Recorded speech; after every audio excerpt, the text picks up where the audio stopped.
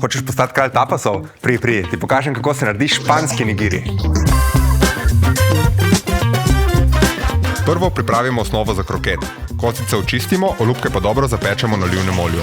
Proti koncu dodamo še grobo narezano zelenjavo in paradižnikovo mezgo ter nežno prepražimo. Zalijemo z belim vinom in vodo ter vse zmeljemo v mikserju. Maso prestavimo nazaj v posodo, zavremo in kuhamo 10 minut. Potem precedimo in tekočino reduciramo, dokler nam nastane približno 2 deci.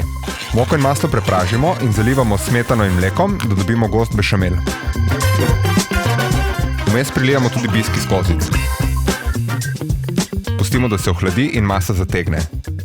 Z vlažno roko potem iz mase oblikujemo krokete in jih spaniramo v panko drobtinah. Majonezo zmeljemo s fermentiranim česnom in limoninim sokom za svežino.